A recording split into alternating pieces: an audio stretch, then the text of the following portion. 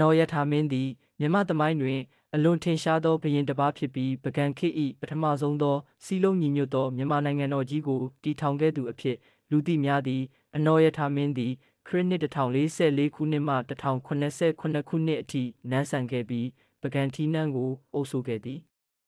အနော်ယထာမင်း၏ထင်ရှားသောအောင်မြင်မှုများမှာတပကံအင်ပါယာတည်ထောင်ခြင်းအနော်ယထာမင်းသည်ပုဂံအင်ပါယာကိုတည်ထောင်ခဲ့ပြီးမြန်မာနိုင်ငံကိုစည်းလုံးညီညွတ်စေခဲ့သည်သူသည်မွန်နှစ်ပြူတို့ကိုအောင်နိုင်ကပုဂံကိုဗဟိုပြုသောအင်ပါယာကြီးအဖြစ်ထူထောင်ခဲ့သည်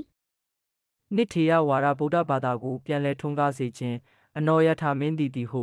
ယခုသီရိလင်္ကာမထေရဝါဒဗုဒ္ဓဘာသာကိုမြန်မာနိုင်ငံသို့ပြန်လည်ဆောင်ကျင်းခဲ့သည်ထို့ပြင်သူသည်ဗုဒ္ဓဘာသာကိုနိုင်ငံတော်ဘာသာဖြစ်သတ်မှတ်ခဲ့ပြီးပုဂံတွင်ဖျားပထိုးများစွာကိုတည်ဆောက်ခဲ့သည်သုံးစာပေနှင့်ယဉ်ကျေးမှုဖွံ့ဖြိုးတိုးတက်စေခြင်းအနောယထာမင်းလက်ထက်တွင်မြန်မာစာပေနှင့်ယဉ်ကျေးမှုများအထူးဖွံ့ဖြိုးတိုးတက်ခဲ့သည်သူသည်ပါနိစာပေများကိုမြန်မာဘာသာသို့ပြန်ဆိုစေခဲ့ပြီးဗုဒ္ဓဘာသာဆိုင်ရာကျမ်းစာများကိုမြန်မာနိုင်ငံတွင်ပြန့်ပွားစေခဲ့သည်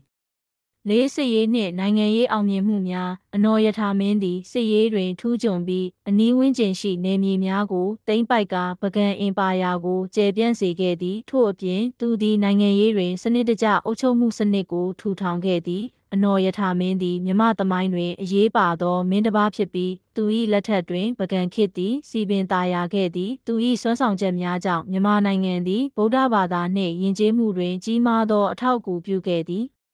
လေးစစ်ရေးနှင့်နိုင်ငံရေးအောင်မြင်မှုများအနော်ယထာမင်းသည်စစ်ရေးတွင်ထူးချွန်ပြီးအနီးဝန်းကျင်ရှိနယ်မြေများကိုသိမ်းပိုက်ကပုဂံအင်ပါယာကိုကျယ်ပြန့်စေခဲ့သည်ထို့အပြင်သူသည်နိုင်ငံရေးတွင်စနစ်တကျအုပ်ချုပ်မှုစနစ်ကိုထူထောင်ခဲ့သည်အနော်ယထာမင်းသည်မြမသမိုင်းတွင်အရေးပါသောမင်းတစ်ပါးဖြစ်ပြီးသူ၏လက်ထက်တွင်ပုဂံခေတ်သည်စီပင်သာယာခဲ့သည်သူ၏စွမ်းဆောင်ချက်များကြောင့်မြန်မာနိုင်ငံသည်ဗုဒ္ဓဘာသာနှင့်ယဉ်ကျေးမှုတွင်ကြီးမားသောအထောက်အကူပြုခဲ့သည်